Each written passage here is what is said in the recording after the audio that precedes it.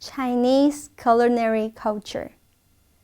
Chinese food is an important part of Chinese culinary culture. It is one of the three major cuisines in the world, with the two others being French and Turkish cuisines.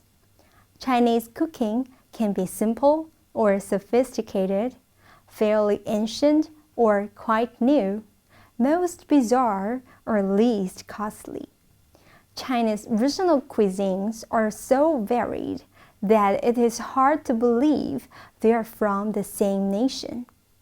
And Chinese food culture cannot be easily summarized, but still there is a commonly agreed system of features. In an effort to become a good dish, there are three important levels to cross: color, 色, aroma, 香, and taste, 味. Each one is indispensable for the ultimate delicacy. The taste is the soul of Chinese food, and it is traditionally categorized into 5 flavors: salty, spicy, sour, sweet, and bitter. Chinese emphasize the harmony 和 of 5 flavors. Tradition has it that the 5 flavors were discussed as early as in Xia Dynasty. It is also a representation of the 5 elements theory. The 5 elements are metal, 金, wood, 木, water, 水, fire, 火, and earth, 土. Chinese people use this 5 elements theory for a lot of things, from the interaction between internal organs to politics, and Chinese medicine to cooking and food. According to traditional Chinese medicine, each flavor has an affinity for a particular organ. Sweet goes to the digestive organs, salty to the water-bearing organs, such as kidney, sour to the detoxifying organs, such as liver, bitter to the circulatory organ, heart, and pungent or spicy to the lungs and large intestine. Time of year also plays a role in determining what combinations of flavor will best suit your body. Each taste is matched with a complementary season. Sour is spring, bitter is summer, sweet is midsummer, harvest time, pungent is fall, and salty is winter. If you are inclined to eat with the seasons, you will find that many food naturally feature the taste of the moment. The harmony of the 5 flavors can not only improve taste enjoyment, but also have the function of achieving balance to promote health, as well as treating diseases and aiding recovery from injury. The 5 flavors are not the focus of one dish, but rather are spreading over several dishes or an entire meal. The 饭菜 principle that governs meals can be seen as a division contributing to the 5 flavors, because some flavors are in the 饭 or grains, and others are in the 菜 or vegetable and meat category. Therefore, the 5 flavors can easily be achieved in an endless variety of ways. Among the 5 flavors, saltiness is one important and basic flavor because of its health benefits. People in northern China prefer to eat salty food, especially brine pickled vegetables. The salty flavor also comes from salt or soy sauce, 酱油. Spiciness is also called the pungent flavor, and it is not recognized by the science of taste in the West. But this doesn't affect its popularity. It can not only stimulate the appetite, but also is said to help the functions of expelling wind and cold from the body, reducing internal dampness, moistening dryness, and promoting qi and blood circulation. Spiciness is popular in Central and South China, including Sichuan, Hunan, Yunnan, and Guangxi. It is said to be because climates in these regions are humid, making it difficult for perspiration to evaporate. The two most famous cuisines featuring the spicy flavor are Sichuan cuisine and Hunan cuisine.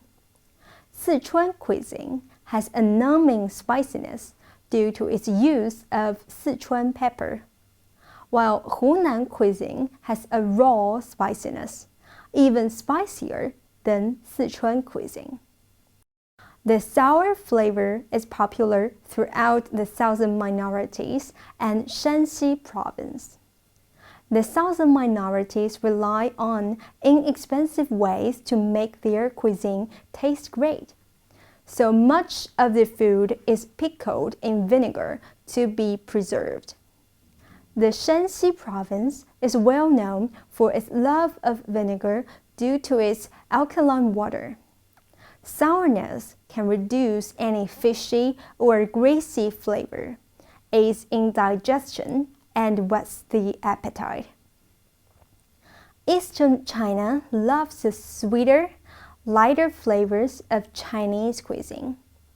According to traditional Chinese medicine, the sweet flavor can tone the body, elevate illness, and improve one's mood. Sweeteners used in Chinese food include sugar, honey, and flavored jams. Slight bitterness can make dishes fresher and more delicious, greatly improving the appetite. But it is usually not used independently.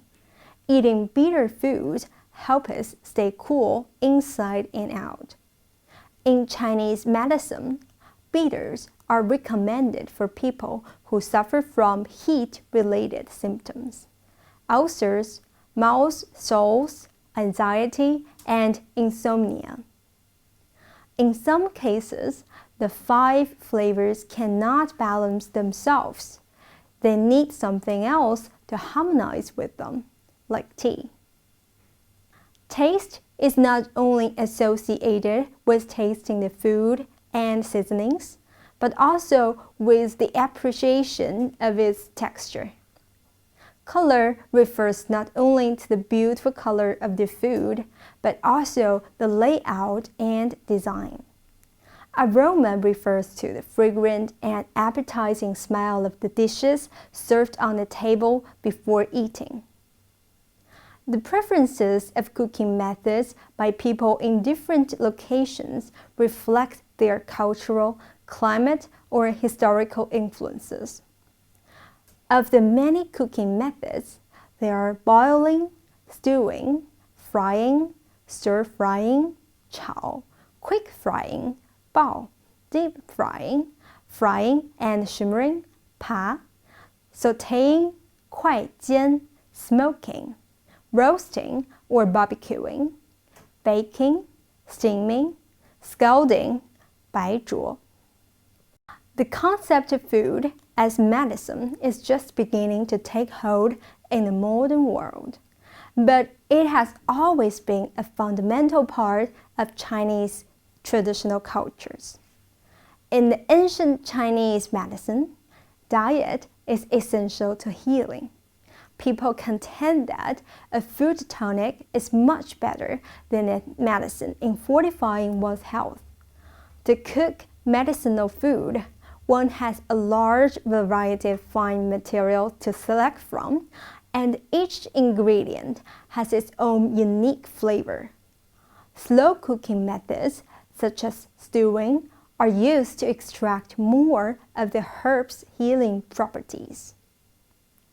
Although people in different regions have varied food preferences, people throughout the country adopt the traditional cooking style prevalent in their respective regions. Altogether, there are 8 schools of cuisine: 山东、四川、广东、福建、江苏、浙江、安徽, and Hunan cuisines. These regional cuisines have evolved over centuries, so their designations have no specific geographical boundaries. Almost every Chinese was taught by their parents to have good table manners at home and in public. This is also thought to reflect your family education, to bring health and good fortune.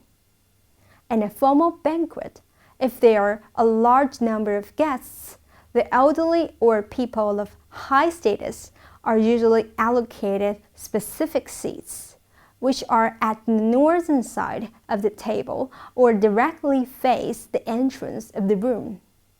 The concept of honored south, humble north is closely related with traditional etiquette. The serving order of courses is from cold to hot.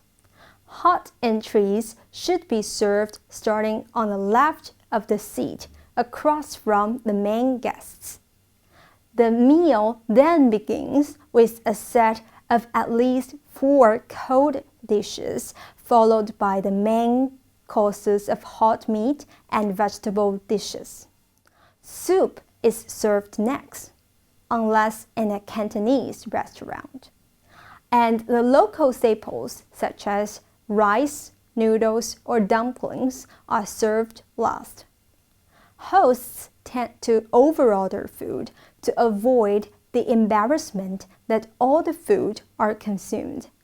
The dish of fish, homophonic to 鱼, meaning surplus or remain, and the food remains in the New Year's Eve are all considered good signs that they will be surplus year after year. 年年有余. China is arguably the most food-obsessed country in the world. Chinese people have the famous saying, food is paramount necessity of the people. 民以食为天. And we greet each other with, have you eaten yet? 你吃了吗? There is also a famous saying in China, eating in Guangzhou, 食在广州, which summarized the importance of Cantonese food in Chinese cuisine. And in the next lesson, we're going to explore Cantonese food. This is the end of the lesson. See you next time.